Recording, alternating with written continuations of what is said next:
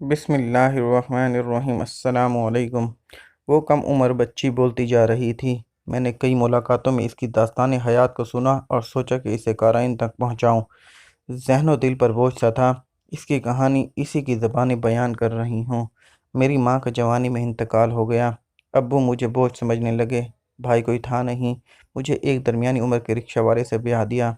मेरे तो गलियों में सहेलियों के हमरा खेलने के दिन थे। जब मुझे मालूम हुआ कि अब खाना भी पकेगा और मिठाई भी आएगी तो पेट भरने और नया जोड़ा मिलने के तसव्वुर से बेहद खुश हुई और खुशी खुशी चंद दिन पेट भर कर खाना खाया। मेरे मैके में तो गुर्बत का राज था। अब्बा किसी तरह मांग तांग कर दो रोटियां और बचा हुआ खाना ले आते। वही रात गुजारने के लिए काफ़ी था। खैर मुझे शादी के फ़ौरन बाद पता चला कि मैं माँ बनने वाली हूँ।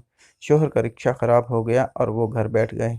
अब जबकि मेरी तलब खुराक बढ़ी तो मैं रोटियों के टुकड़ों में से ताज़ा टुकड़ा निकाल कर खाती। कुछ हमदर्द लोगों पड़ोसियों को मालूम हुआ तो वो खाने की चीज़ें और दूध दे जाते। जो रिक्शे में से बचत होती किराया मकान दे देते। किराया मकान ना देते तो मालिक मकान सामान बाहर फेंकने की धमकियाँ देता। पूरा मोहल्ला इकट्ठा हो जाता। मेरे दुखों में इजाफा हुआ और मैंने कई बार मरने के बारे में सोचा। सोच सोच कर ज़हन माऊफ हुआ जाता कि कैसे गुजारा करूं। अभी एक बच्चे का बोझ नहीं संभाला जा रहा था कि दूसरी बच्ची पैदा हो गई, जिसे मेरे एक बेऔलाद रिश्तेदार ने गोद ले लिया। रातों को उठकर मैं तड़पती और रोती, खुद से बातें करके खुद ही सो जाती कि चलो बच्ची दूध तो पीती होगी, आराम से रह रही होगी। परवरिश मैंने क्या करनी थी, मुझे खुद कौन सा अक्ल समझ थी। माँ की ममता को सुला देती। फाकों पर फाके होने लगे। मेरे दिन मांग तांग कर गुजारा करने लगे। रिक्शा कभी ख़राब हो जाता और कभी ठीक हो जाता। मैं मायूस नहीं हुई और दुआ करती रही। गुर्बत और मायूसी के साए गहरे हो गए। चंद आप जैसे लोगों ने समझाया, तुम्हारा ससुराल कराची में है, तुम कराची चली जाओ, वहाँ कारोबार भी मिल जाएगा और बच्चों का दूध कपड़ा भी। मुल्तान में जितने मुखय्यर हजरात हैं, इनको अब मैं कैसे कहूँ कि मेरे घर में एक चिराग और जलने वाला है।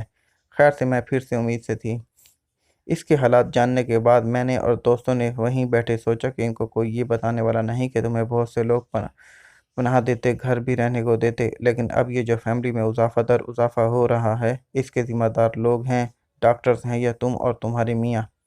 वो रोने लगी और मुझसे जो बन सका करती रही, तसल्लियाँ भी देती रही और मिलने वालियाँ भी समझाती रहीं कि आप ख़ानदानी मनसूबाबंदी पर अमल करें।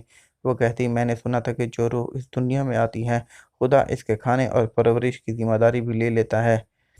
लेकिन मैं अपने हालात का ज़िम्मेदार किसे ठहराऊँ? बहुत ही दर्दनाक बातें थीं जो इसने सुनाई।